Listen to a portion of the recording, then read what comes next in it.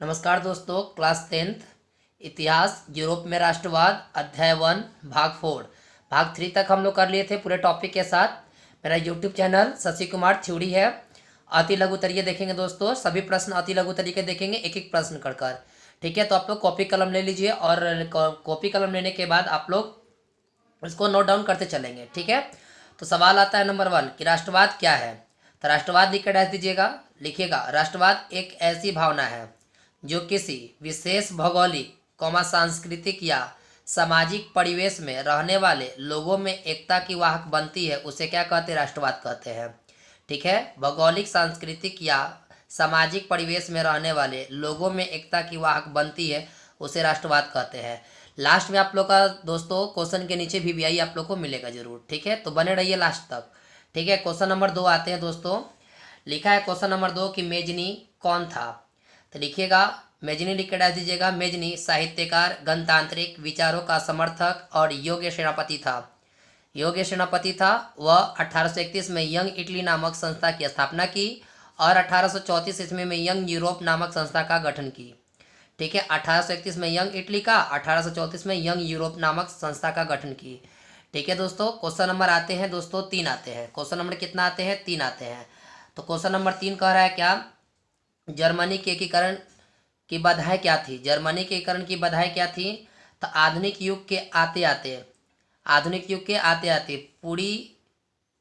आते आते जर्मनी पूरी तरह से विखंडित राज्य था, जिसमें लगभग 300 छोटे बड़े राज्य थे। 300 छोटे बड़े क्या थे? राज्य थे।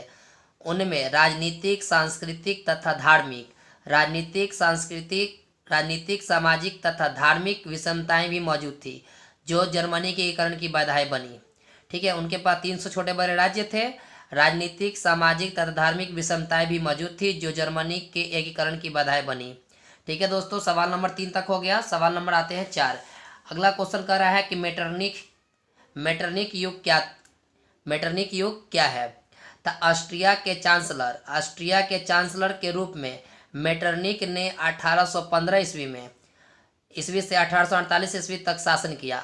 मेटरनिक ने कहाँ तक शासन किया? 1815 ईस्वी से 1848 ईस्वी तक शासन किया। अपने शासनकाल के दौरान उसने यूरोप की राजनीति में इतनी प्रमुख भूमिका निभाई कि इस कालावधि को मेटरनिक युग कहा जाता है। यानी इसमें मेन चीज़ क्या है कि 1815 ईस्वी से लेकर 1848 ईस्वी तक उसने शासन किया था ऑस्ट्रिया में, और वह चांसलर भी था।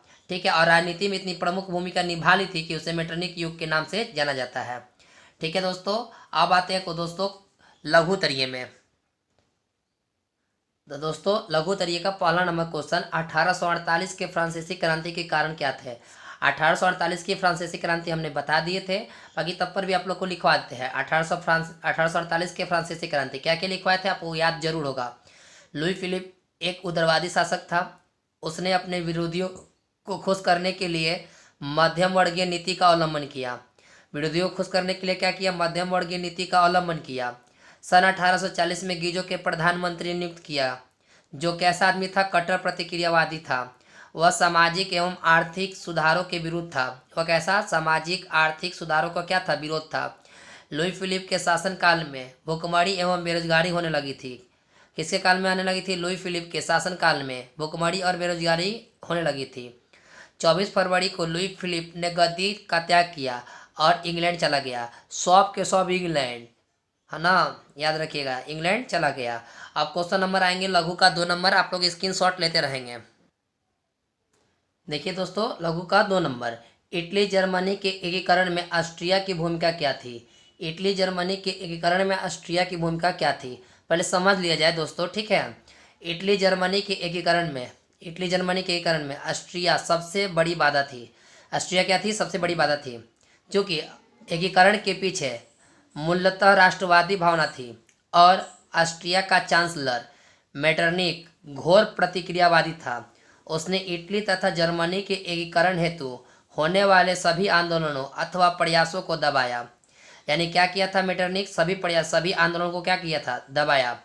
दबाने के बाद लिख रहा है कि ऑस्ट्रिया में मेटरनिक के पतन के बाद इटली तथा जर्मनी के लोगों ने एकीकरण के मार्ग की सबसे बड़ी बाधा को समाप्त कर दिया, यानी इसकी बाधा को क्या कर दिया, समाप्त कर दिया। तो यह लघु का 2 नंबर है दोस्तों, ठीक है। अब आते हैं लघु का 3 नंबर। यूरोप में राष्ट्रवाद को फैलाने में नेपोलियन बोनापार्ट किस तरह सहायक हुआ। तो यूरोप में राष्ट्रवाद को फैलाने में नेपोलियन बोनापार्ट यूरोप के राज्यों में नवयुग का संदेश पहुंचाया। नवयुग का क्या किया, संदेश पहुंचाया। नेपोलियन ने जर्मनी और इटली के राज्यों को भौगोलिक नाम की परिधि से बाहर कर उसे वास्तविक एवं राजनीतिक रूपरेखा प्रदान की, ठीक है। और नेपोलियन ने जर्मनी के 300 से अधिक स्वतंत्र राज्य की स्थापना पर 39 राज्यों का संघ बनाया। जर्मनी की जनता में राष्ट्रवाद का भाव बढ़ा। राष्ट्रवाद का क्या होगा, भाव बढ़ा। तो दोस्तों ये आपका लघु का 2 नंबर और लघु का 3 नंबर स्क्रीनशॉट आप लोग लेते रहें, ठीक है। आप देखेंगे क्वेश्चन नंबर 4। तो देखेंगे क्वेश्चन नंबर 4, गैरीबाल्डी के कार्यों की चर्चा। देखिए गैरीबाल्डी का आपको डायग्राम दिया गया था, डायग्राम से आपको याद हो गया होगा, इतना बड़ा इसका आंसर है। देखिए गैरीबाल्डी के कार्य लिखिएगा। गैरीबाल्डी एक महान क्रांतिकारी थे। क्या थे, एक महान क्रांतिकारी थे। वह पेशे से क्या थे सर, नाविक थे और मेजनी के विचारों का समर्थन थे। बाद में काउंट के पक्षधर बन गए। बाद में क्या बन गए, काउंट के पक्षधर बन गए। गैरीबाल्डी ने अपने कर्मचारियों अथवा स्वयंसेवकों की सशस्त्र सेना बनाई। कर्मचारियों और स्वयंसेवकों क्या बनाई, सशस्त्र सेना बनाई। और इटली के प्रांत सिसिली और नेप्स पर आक्रमण किया। कहाँ पर आक्रमण किया, इटली के प्रांत कौन कौन सा है, सिसिली और नेप्स पर आक्रमण की। अच्छा, उसके बाद से पैराग्राफ चेंज करना है दोस्तों कि गैरीबाल्डी ने गणतंत्र की स्थापना की और विक्टर इमैनुअल के प्रतीक के रूप में इटली की सत्ता संभाली। कहाँ की सत्ता संभाली, इटली की सत्ता संभाली। और 1862 ईस्वी में गैरीबाल्डी ने रोम पर आक्रमण करने की योजना बनाई। कहाँ पर आक्रमण करने की योजना बनाई, रोम पर आक्रमण करने की योजना बनाई। तब काउंट ने गैरीबाल्डी के इस अभियान का विरोध किया। इस अभियान का क्या किया सर, विरोध किया और रोम की रक्षा के लिए पीडमाउंट की सेना भेज दी। पीडमाउंट की सेना क्या कर दी, भेज दी। कहा कि नहीं, आपको हमला नहीं करना है, ठीक है दोस्तों।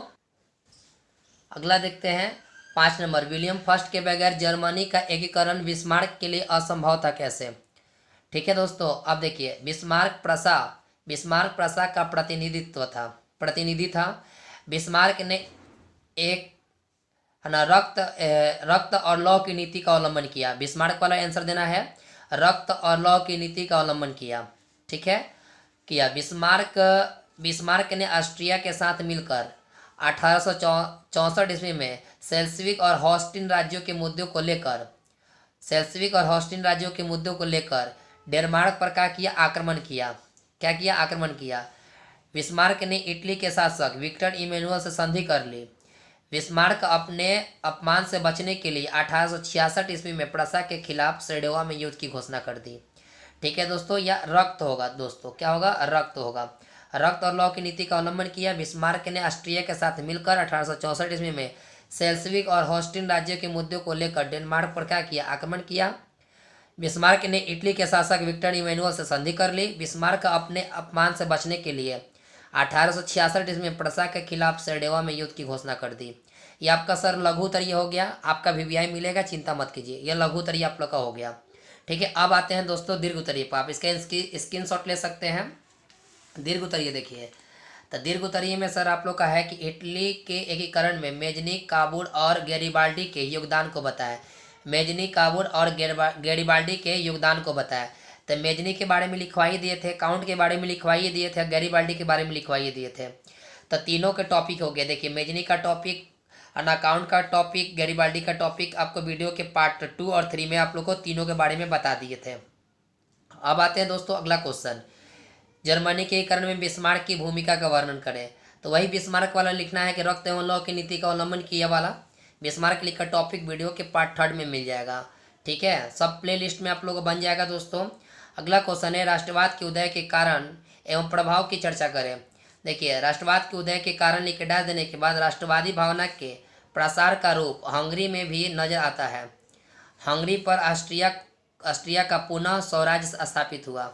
ऑस्ट्रिया का क्या हुआ, पुनः स्वराज्य स्थापित हुआ। 1848 ईस्वी क्रांति के प्रभाव से राष्ट्रवादी आंदोलन की शुरुआत हुई। तथा पोलैंड में भी राष्ट्रवादी भावना के कारण रूसी शासन का विरोध शुरू हुआ। क्या हुआ? विरोध शुरू हुआ। क्लियर हो गया? यह आपका 3 नंबर का आंसर है। देखिए दोस्तों, जुलाई 1830 की क्रांति के विवरण। जुलाई 1830 की क्रांति आप लोग को फर्स्ट टाइम में पढ़ा दिए थे टॉपिक वीडियो पार्ट 1 में। आप लोग को टॉपिक वीडियो बहुत इंपॉर्टेंट होगा दोस्तों, आप लोग को घबराइए मत, वीपीआई आप लोग को मिल जाएगा लास्ट की वीडियो में आपको मिल जाएगा वीपीआई। ठीक है, क्वेश्चन नंबर देखते हैं 5। देखिएगा क्वेश्चन नंबर 5, यूनानी स्वतंत्रता आंदोलन का संक्षिप्त विवरण दे। तो ये आपका आंसर ही होगा यार दोस्तों, यूनानी स्वतंत्रता आंदोलन के कारण ऑस्ट्रिया की भावना की लहर जागी, क्योंकि धर्म, जाति और संस्कृति के आधार पर इनकी पहचान एक थी तथा तुर्की शासन को स्वयं से अलग करने के लिए आंदोलन चलाए जाने लगे। क्या चलाए जाने लगे? आंदोलन चलाए जाने लगे। 1832 ईस्वी में यूनान को एक स्वतंत्र राज्य घोषित कर दिया गया। 1832 में क्या किया गया था? यूनान को एक स्वतंत्र राज्य घोषित कर दिया गया। तब बावेरिया के शासक ओटो को स्वतंत्र यूनान का राजा घोषित किया गया। तो दोस्तों यह 5 नंबर का आपका आंसर हो गया, दीर्घ उत्तरीय का। ठीक है दोस्तों, अभी बोला संक्षिप्त में देने के लिए, ना बड़ा ना छोटा, या मीडियम में आपको आंसर देने के लिए। ठीक है दोस्तों, यह 5 नंबर का आपका आंसर हो गया। ठीक है, अब इसका वीवीआई देखेंगे कौन कौन सा वीवीआई है। देखिए दोस्तों, आप लोग का पार्ट 1 का टोटल खत्म हो चुका क्वेश्चन आंसर। अति लघु तरीके का वीवीआई मारिएगा 1 2 3 4, 1 2 3 4 लघु का याद रखिएगा 2 3 5, 2 3 5, दीर्घ उत्तरीय में 3 5, दीर्घ उत्तरीय में क्या होगा 3 5। और टॉपिक आपका मोस्ट इंपॉर्टेंट होगा, याद रखिएगा, एक भी टॉपिक छोड़ना नहीं है, सब टॉपिक याद करना है। क्वेश्चन आंसर में 1 2 3 4 अति का, 2 3 5 लघु का, दीर्घ का 3 5। ठीक है दोस्तों, आप लोग को अच्छा लगा हो तो सर वीडियो को लाइक करें, शेयर करें, और तब तक के लिए इतना ही। लेसन 2 स्टार्ट होगा। ठीक है, जय हिंद।